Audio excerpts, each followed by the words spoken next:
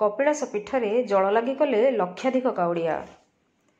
ढेंकानाल जिलार प्रसिद्ध शैवपीठ कपिलास पवित्र श्रावण मासर द्वितीय सोमवार पाळी बाबा चंद्रशेखर पानी ढालिबा लक्षाधिक काउड़ियांकर समागम देखा मिलता।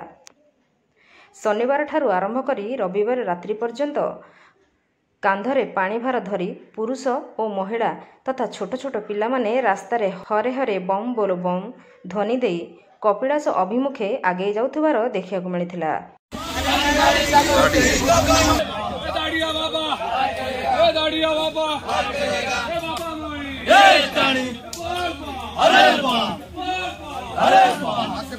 प्रतिवर्ष परी चलित वर्ष स्थानीय अंचल ठारू आरंभ करी पड़ोशी ब्लॉक भुवन कामाख्यानगर ओडापड़ा सदर ब्लॉक ढेंकानाल सहर सहित पाख जिला तथा जाजपुर कटक केन्दुझर अनुगुल केन्द्रापड़ा और राजधानी भुवनेश्वर आदि अंचल काउड़िया भक्त माने कांधरे पानी भार धरी आसुथिबार देखा मिली।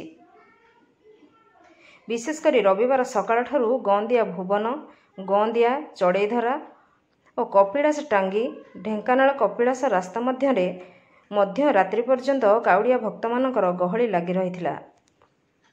द्वितीय पाळीर गहली को नजर रखी देवोत्तर विभाग पक्षरु व्यापक व्यवस्था करा जायथिला।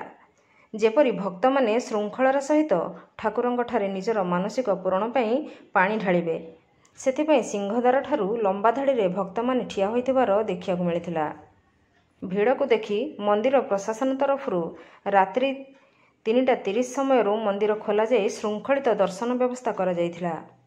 प्राय सोमवार संध्या पर्यंत भक्तंगर गहली थिला। कपिलास शिखठारू मंदिर पर्यंत आलोक व्यवस्था व्यापक नथिबारु रात्रि समय रे काउड़िया माने असंतोष प्रकाश करथिले।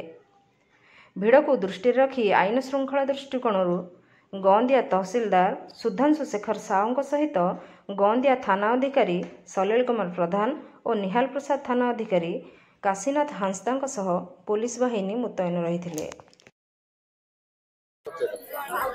पद्मनाभ त्रिपाठी देवोत्तर इंस्पेक्टर ये पीठ को आमर प्रशासन प्रोटोकॉल अनुसार ये 5 पाड़ी भितर अति कम 7 ରୁ 8 लाख लोक आसबार आम आकलन करें।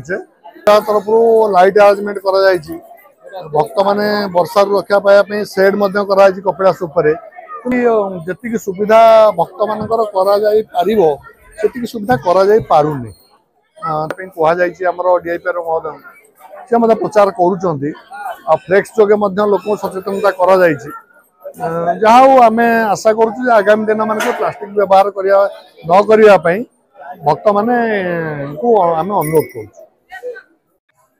मोर ना हूँ सत्यनारायण पति आचार्य मु चंद्रशेखर श्रीअंग लगे अटे सेवक समस्त शांति श्रृंखला सब टेंट हाउस एवं सब प्रशासन सब ठीक ठिकाना सब ठीक ठाक अच्छी समस्त भक्तों दर्शन भी ठीक ठाक हो सब।